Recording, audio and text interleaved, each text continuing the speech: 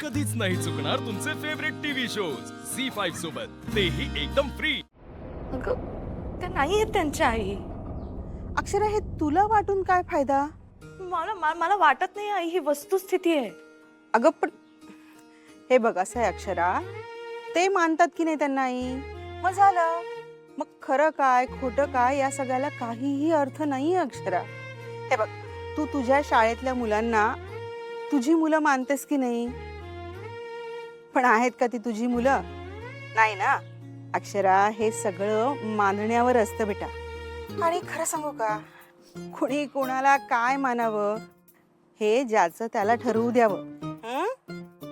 आणि अक्षरा, आणखी एक गोष्ट सांगू, आपलं लग्न झालंय, आपला तो नवरा आहे म्हणून त्यांनी सगळ्या गोष्टी आपल्या ऐकल्याच पाहिजेत, हे बरोबर नाही ना?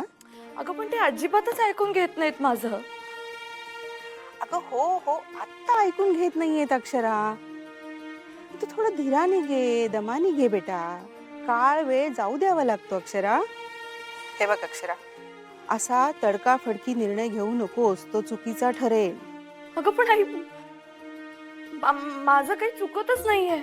अगं अक्षरा, चूक किंवा बरोबर यापेक्षा नवरा आणि संसार महत्वाचा आहे की नाही? हे बघ अक्षरा, आपण थोडी पडती बाजू घेतली तर काही बिघडत नाही. त्याने काय होईल, भांडण मिटेल तुमचं. पण तरी मी येते आई. ये तू अक्षरा, ये ग बाळा, कधीही ये, तुझंच घर आहे ना. माझं काय म्हणणं आहे अक्षू, भांडण करून येऊ नकोस. जे काही गैरसमज असतील, भांडण असेल, ते सगळं मिटवून मग ये. आणि हे बघ अक्षरा, तुम्हाला दोघांना एकमेकांबरोबर आयुष्य काढायचंय. आमचं काय ग, म्हणजे भुवनेश्वरी मॅडम असू दे किंवा मी आणि बाबा असू दे, आम्ही काय आयुष्याला पुरणार आहेत का तुमच्या? नाही ना? हे बघ, शांत हो, आधी शांत हो आणि धीराने घे बाळा. कधीतरी अक्षरा ते बोलतील तर तू समजून घे, मग तू जेव्हा बोलशील तेव्हा तेही समजून घेतील ना. आणि असाच करायचा असतो संसार, कळलं का? हे बघ, चूक कुणाचीही असू दे, पण बाईनी मोठ्या मनाने माफ करून नेहमी पडती बाजू घ्यायची, कळलं? तू कशी बरोबर आहेस हे सिद्ध करायला जाशील ना, तर ती तुझी सगळ्यात मोठी चूक ठरेल बेटा. भुवनेश्वरी मॅडम वगैरे जे जे आहे ते आहे. आणि तुला आधीपासून माहिती होतं ना, लग्नाच्या आधीपासून सगळी कल्पना होती ना.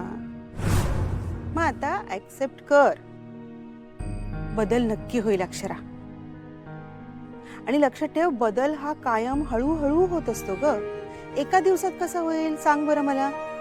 शाणी आहेस ना तू, ऐकतेस ना माझं सगळं? ऐक, तर शांत हो, तोंड धू आणि अक्षरा, तू घरी कधीही ये ग, हे घर तुझंच आहे. फक्त माझं म्हणणं एवढंच आहे, भांडण करून घेऊ नकोस, छान ये आणि त्यांना बरोबर घेऊन ये. कळतंय का बाळा?